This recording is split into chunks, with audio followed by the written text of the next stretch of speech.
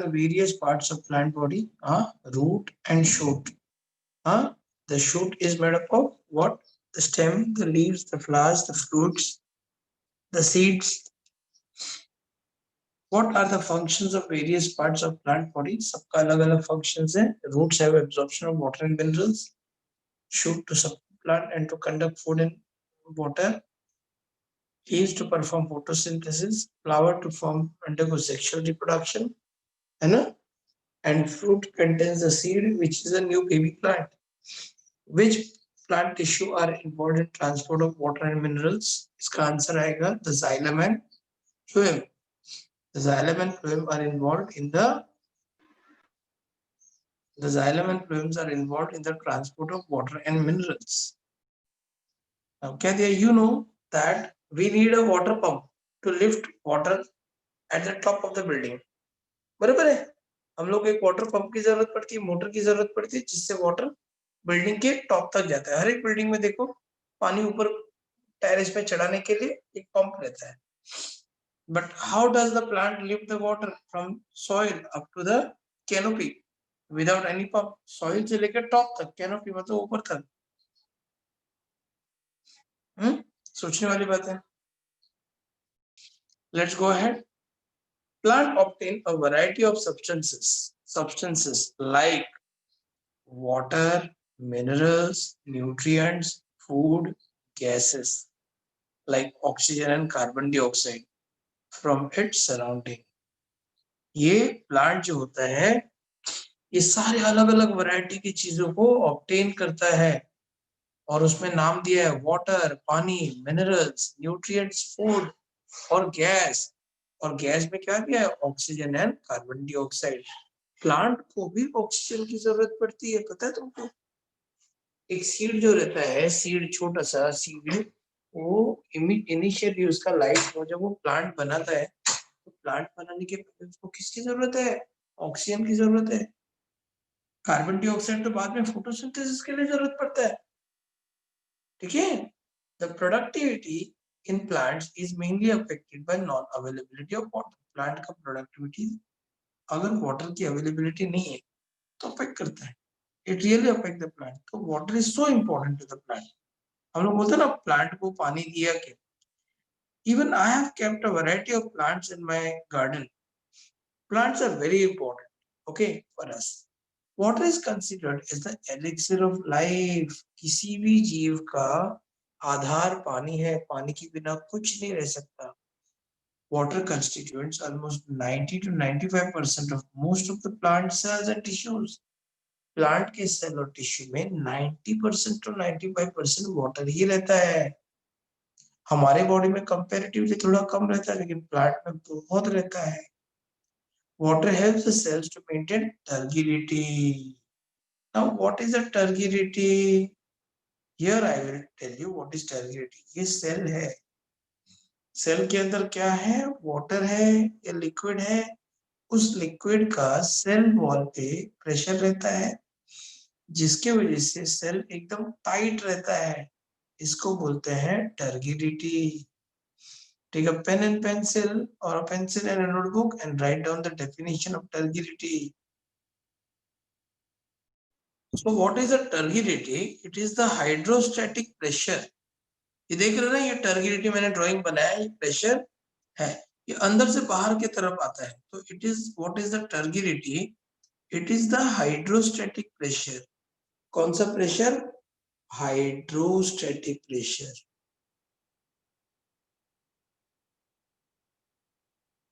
Static pressure. It is the hydrostatic pressure developed by the liquid. Developed by the liquid. ठीक है? By the liquid. Developed by the liquid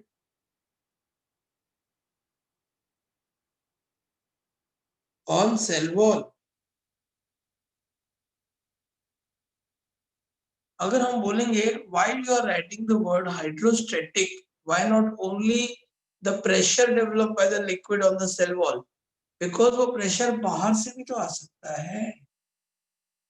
So इसके लिए hydrostatic मतलब pressure of the container, एक मटके के अंदर पानी है, हाँ, और अगर पानी भरा हुआ है, वो मटका फूट गया नीचे से या साइड से, तो क्या होता है, पानी बाहर आता है, पानी बाहर आता है ना, ठीक है। तो that is the hydrostatic pressure, that is the hydrostatic pressure, समझ में आया? तो that is the hydrostatic pressure. तो वैसे ही सेल के अंदर हाइड्रोस्टैटिक प्रेशर है, तो it is the pressure, hydrostatic pressure, okay, developed by the liquid on sale wall. देखो सेल वॉल के ऊपर जो प्रेशर आया है, ये सेल वॉल है, उसके ऊपर प्रेशर आया है, that is the hydrostatic pressure. I think समझ में आया व्हाट इज टर्गिडिटी। हाँ, तो Yes. टर्गिडिटी मेंटेन करने के लिए उसको क्या चाहिए, पानी चाहिए ना, प्लांट को क्या चाहिए, पानी चाहिए, ओके। तो water helps the cell to maintain the turgidity, किसमें मेंटेन करने में हेल्प करता है, टर्गिडिटी एंड शेप, सेल का shape. It shows following properties due to which it has a great biological importance. इसमें कुछ फॉलोइंग प्रॉपर्टीज है जिसकी वजह से बायोलॉजिकल इंपॉर्टेंस बहुत है। तुम सोचते हो कि मैं इतना स्लो क्यों जा रहा हूँ, क्योंकि अभी अगर स्लो जाऊंगा तो आगे का पार्ट फटाफट हो जाएगा। पूरा का पूरा बेसिक है ये आज का लेक्चर, लास्ट लेक्चर है ना आज का लेक्चर, लास्ट लेक्चर में नया चैप्टर स्टार्ट किया था, यही chapter. Now properties of water, water की कुछ प्रॉपर्टीज है, कुछ खास बात है। What are the properties of water? It is in the liquid form at room temperature, बराबर है। हमारे रूम टेम्परेचर में कैसे फॉर्म में है, लिक्विड में, and is the best solvent for most of the solute, बहुत सारे सोल्यूट के लिए वो बेस्ट सॉल्वेंट है। तो what I said, it is the liquid form at room temperature and is the best solvent for most of the solute, बहुत सारे solute के लिए वो बेस्ट सॉल्वेंट है। समझ में आया? जैसे कि sugar is a solute, then salt is a solute, many things are the solute, even soil, part of soil, few minerals present in the soil that dissolve in water. It is inert inorganic compound. What is inert? Inert वो होता है जो किसी से react नहीं करता है। You can write down inert का meaning, it doesn't react with anything.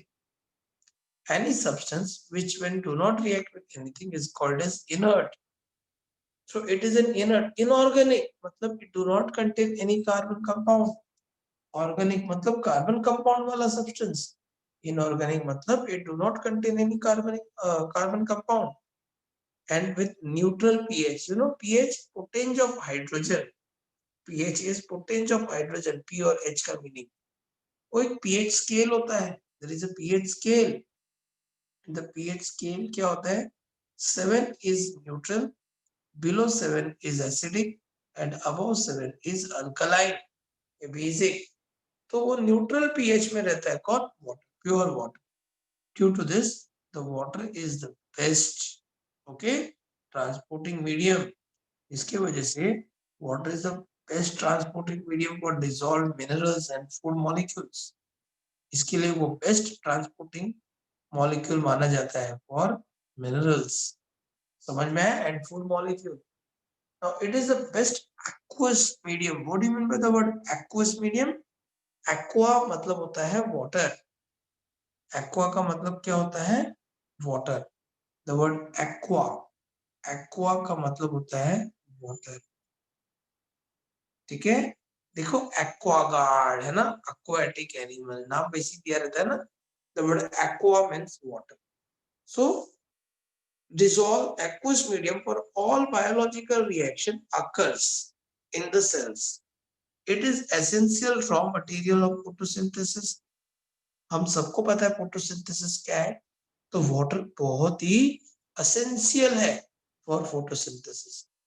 Water has high specific heat, specific heat बहुत ज्यादा है, high heat of vaporization, vaporization भी बहुत ज्यादा है, and high heat of fusion, वो फ्यूजन में भी ज्यादा होता है। यू नो, तुम लोगों ने 10th में पढ़ा रहेगा, हाँ, latent heat of fusion, latent heat of vaporisation, 12th में भी पढ़ा रहेगा, 11th में भी पढ़ा रहेगा, ये कंसेप्ट फिजिक्स का है।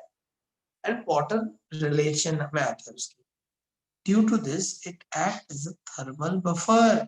वो कैसे एक्ट करता है? एक thermal buffer. Temperature, thermal is related to temperature, buffer maintain करता है। These various properties are due to the hydrogen bond between the water molecules. बराबर है? ये बफर क्यों होता है? Hydrogen bond between the water molecule. In the water molecule there is a hydrogen bond with oxygen.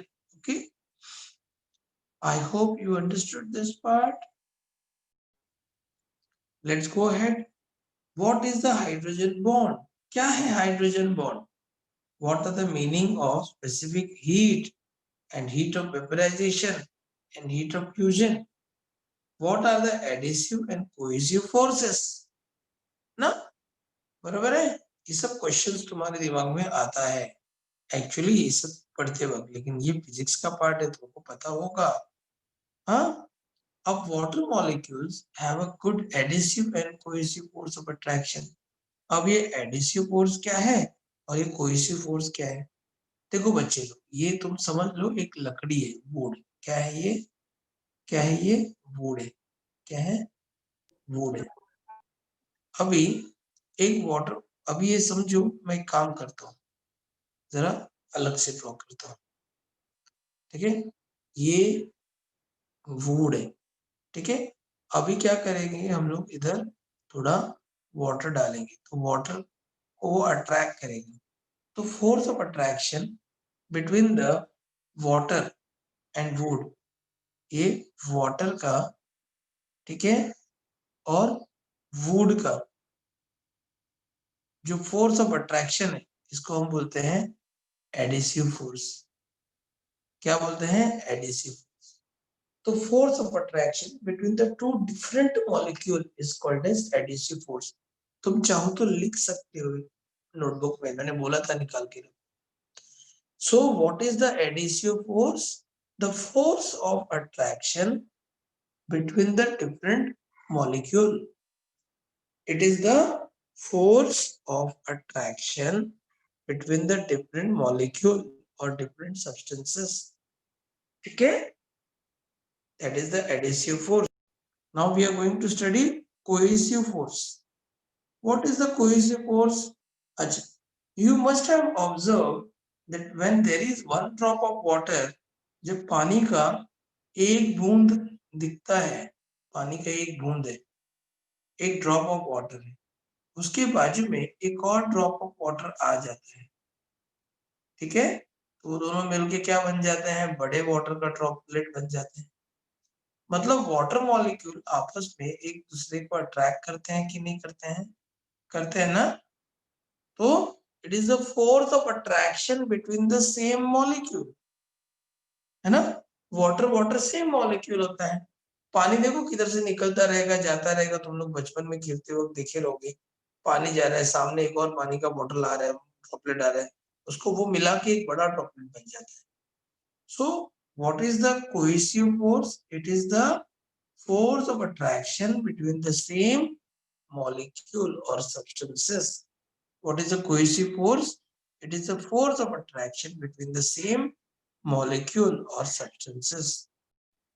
Now we are going to study further. Due to high surface tension and high adhesive and cohesive force, you know surface tension, हाँ, properties of fluid एक chapter है, तुम उसको पढ़ोगे physics में, surface tension. ठीक है, वही है the cohesive and adhesive force वाला चीजों को। Due to high surface tension and high cohesive and adhesive force, it can easily rise in the capillaries. It is therefore significant molecule that connect the physical world with the biological world. अभी कैसा होता है समझ लो कि ये जो है एक ऐसा कैपिलरी ट्यूब है। अभी इसको वाटर में हम लोग डालेंगे तो क्या होएगा? वाटर इसके अंदर जाएगा। ठीक है, हाँ, तो वाटर का एक पावर है कैपिलरी। ओके, एक पावर, इसको सरफेस टेंशन बोलते हैं। अगर तुम देखोगे ये पानी है, इसके अंदर उसका एक एंगल बनता है विद द बॉर्डर। तो प्रॉपर्टीज ऑफ फ्लूइड चैप्टर में वो पढ़ोगे तुम फिजिक्स में। तो ये वो चीज है, पानी वो चीज है जो फिजिकल वर्ल्ड नॉन लिविंग को लिविंग वर्ल्ड, हमारे लिविंग वर्ल्ड से कनेक्ट करता है। ठीक है। Now water absorbing organs, root. Let us study roots. The root is the main organ of water and mineral absorption. बराबर है. In terrestrial plants, plant absorb water in the form of liquid from the soil. However, the epiphytic plants, what are epiphytic plants? Plant that grow on the surface of some other plant. Imagine करो कि ये कोई plant का branch है, एक branch है, किसी plant का फांदी है, ठीक है, किसी प्लांट का ब्रांच है या फांदी है, उसमें ये एक ब्रांच है, इसके सरफेस में कोई और प्लांट ग्रो हो रहे हैं। क्या हो रहा है? कोई और प्लांट ग्रो हो रहे हैं। Example orchids and all that, ये ग्रो हो रहे हैं। तो इसके जो रूट्स है, इसके जो रूट्स है, इसमें रहता है विलामेंट टिश्यू, जिसको हम स्पॉन्जी टिश्यू बोलते हैं, विलामेंट tissue.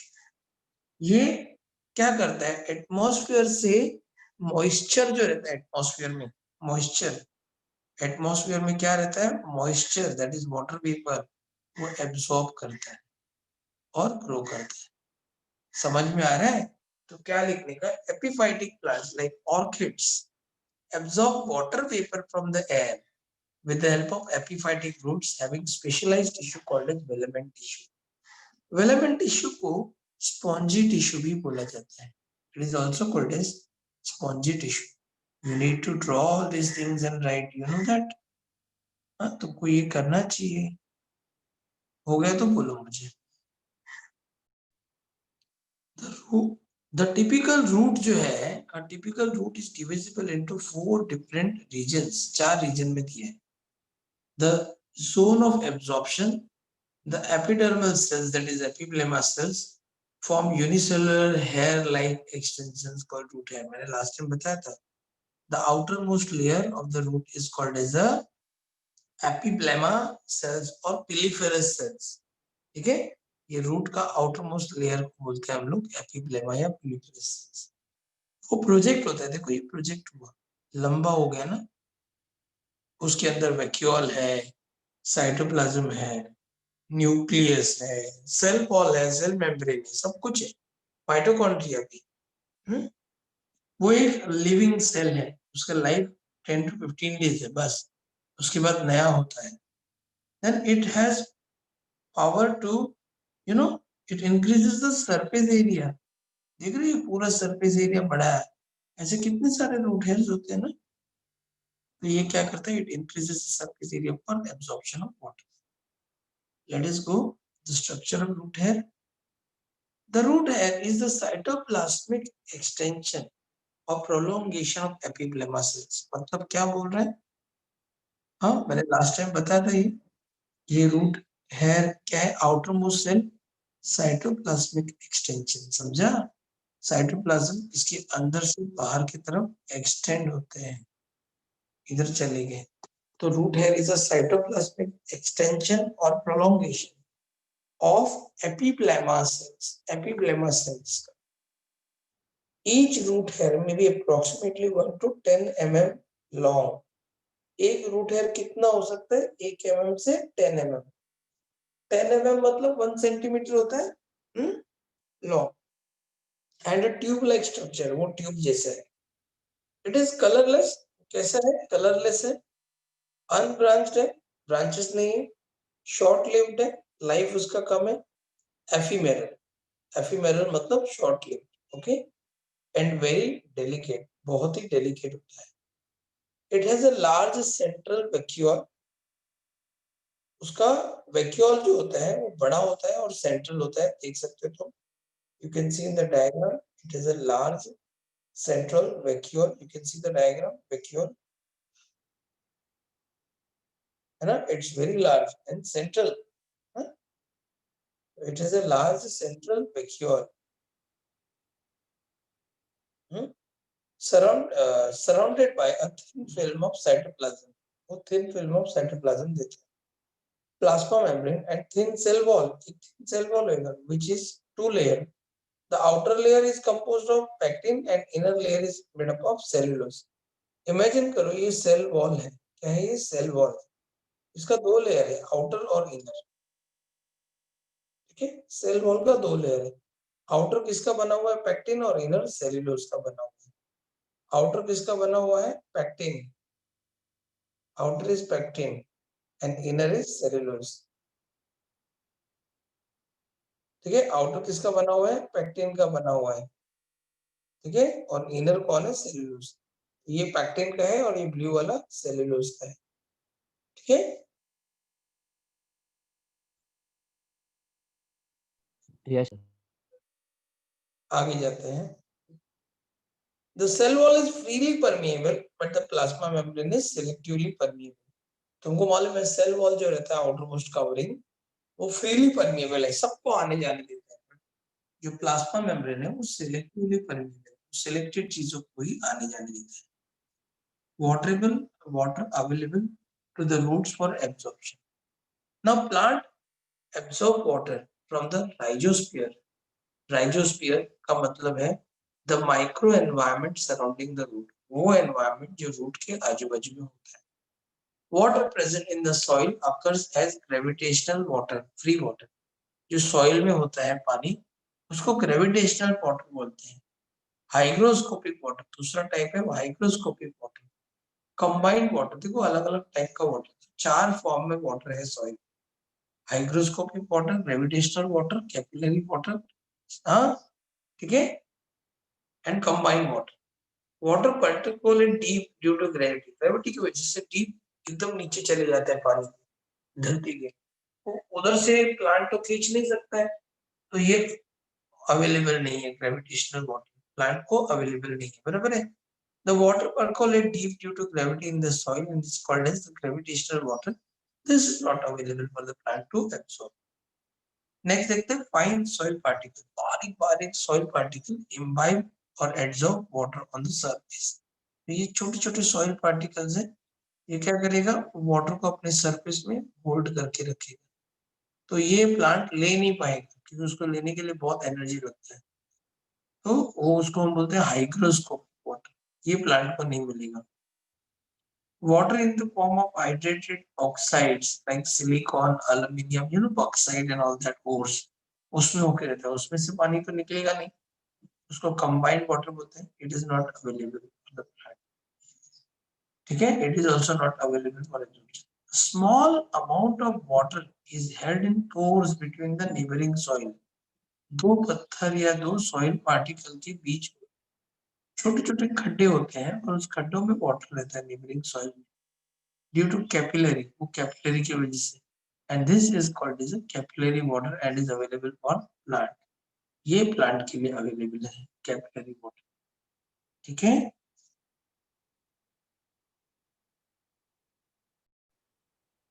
now absorption of water by root from soil. The root hair जो हमने study किया, absorb water by employing three physical processes occurring sequentially. Step by step तीन process होता है. Imbibition, diffusion and osmosis. Last lecture में हमने diffusion और osmosis बहुत अच्छे से स्टडी किया था. What is an imbibition? certain substances have the tendency to absorb as much water as it can. कुछ चीजों को एक टेंडेंसी होता है जितना होता है उतना वाटर को एब्जॉर्ब करने का. एंड स्वेल, जैसे कि सीड एब्जॉर्ब करता है वाटर को, सोयाबीन एब्जॉर्ब करता है वाटर को, है ना. इसको हम बोलते हैं स्वेलिंग ऑफ वुडन डोर. दरवाजा बंद नहीं होता है बारिश में, है ना, वो एब्जॉर्ब करती है. ठीक है, अभी एक दिया है एक्सपेरिमेंट, एक्टिविटी दिया है. Try this at your home. Take 10 ml of pure water suitable. ठीक है, take 10 ml of pure water suitable glass vessels and put 3 raisins. मान लो raisins तुमको 8. Observe the changes in the raisins the time you put them in water till then they become fully swollen. वो swell हो जाएगा. What is it? This is turgid. मैंने turgid भी बताया तुमको. Why did raisin become turgid? Now take 10 ml of pure water and add 5 grams of either salt or sugar, let it dissolve then, ठीक है, and then the same raisins in it उसमें डाल दो, क्या देखोगे वो shrink हो जाएगा वापस. What changes did it occur and why? That is, if you remember मैंने last time में बताया था endoosmosis and exoosmosis, ये उसी के example है. Let us study imbibition. Imbibition is the swelling up of hydrophilic. The word hydro means water, philic means liquid. ठीक है? Of colloids due to absorption of water. Substances that absorb water or liquid is called as imbibant, and water or liquid that gets imbibed is called as imbibate. For example, soybean water को absorb करता है तो soybean क्या होगा इम्बिबेंट, इम्बिबेट. Soybean क्या हो गया इम्बिबेंट हो गया और वाटर क्या हो गया इम्बिबेट. ओके, क्या दिया सोयाबीन ने एब्सॉर्ब किया है ना, एब्सॉर्ब किया है तो इम्बिबेंट हो गया और वाटर क्या इम्बिबेट हो गया. The root hairs wall cell wall is made up of pectin compound and cellulose which are hydrophilic colloids. During imbibition, water molecules get tightly adsorbed without the formation of solution. Imbibition में क्या होता है water tightly adsorbed होता है without the formation of solution. Imbibition continues till the equilibrium is reached. तो कब तक होगा जब तक equilibrium नहीं आता.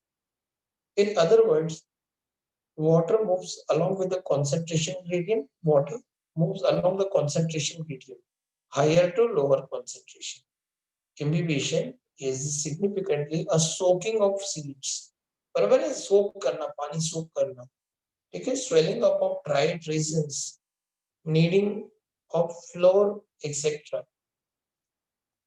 Why do wooden doors become very hard to close and open in rainy season?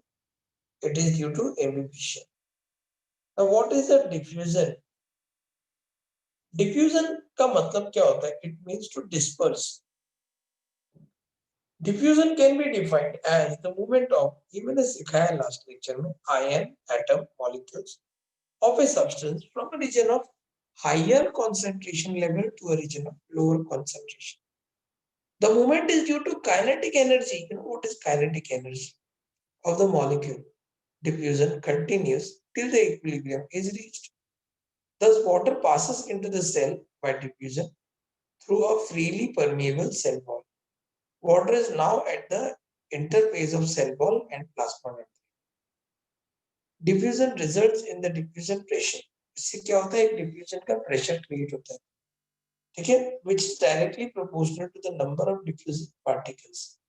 कितने particles है उसके ऊपर depend करता है. Diffusion of pure water solvent is always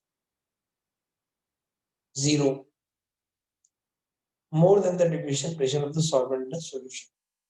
मतलब solution अगर उसमें add diffusion of water is zero, if you add some solute it becomes negative. So pure water is always more. The difference in the diffusion pressure of pure solvent and the solvent in the solution is called as diffusion pressure deficit. So what is DPD? Diffusion pressure deficit क्या होता है? यहाँ पे लिखा है, देखो याद रखो. Always the diffusion pressure deficit, the difference between the diffusion pressure of pure solvent in a solution is called as diffusion pressure deficit. अब तुमको बताता हूँ क्या होता है. देखो ये प्योर वाटर है, प्योर वाटर का डिफ्यूजन प्रेशर जो है वो कितना है? जीरो. अगर इसमें हमने सोल्यूट ऐड किया, क्या ऐड किया? सोल्यूट ऐड किया. क्या किया? सोल्यूट ऐड किया, सॉरी सोल्यूट ऐड किया. इसमें सोल्यूट ऐड किया तो ये क्या हो जाएगा? नेगेटिव. क्या हो जाएगा? नेगेटिव. तो वो कितना नेगेटिव होगा? जीरो और नेगेटिव में -1 है कि -0.5 है, वो जो डिफरेंस है वो डिफ्यूजन प्रेशर डेफिसिट है. समझा? सो डिफ्यूजन प्रेशर डेफिसिट क्या है? और सक्शन प्रेशर भी बोलते हैं, ठीक है? The term was coined bye B.S. Mayor, ये टर्म किसने किया था बताया है? B.S. मेयर ने बताया है in the year 1938. Nowadays the term water potential is used for DPD. मैंने बताया था water potential अभी just. In colloquial language, the term DPD is actually the thirst of the cell. Cell कितना पानी पीता है, प्यास कितना है उसको, with which it absorbs water from the surrounding. Water around the cell wall has more diffusion pressure than the sap. Sap क्या होता है? What is the sap? What is the sap, dear students? What is the sap? It is a liquid present inside the cell. ठीक है? क्या water around the cell wall के बाहर जो water है उसका डिफ्यूजन प्रेशर सेल सैप से ज्यादा होता है ना? ठीक है? Due to this water moves in the cell by diffusion. Diffusion is significant in plants and absorption of water, minerals, conduction of water against the gravity, exchange of gases and transport and distribution of the food. ठीक है? Now use your brain power. तुम्हारा brain power use करो. When you burn an incense stick, मतलब एक अगरबत्ती जलाते हैं, in one corner of the room, its fragrance spreads over the room, पूरे रूम में जाता है in the short time. How does this happen? ये कैसे होता है? How does water comes out through the surface of porous earthen pot? Water कैसे बाहर आता है? That is due to osmosis. Okay? And osmosis का reading part we'll do it in next lecture.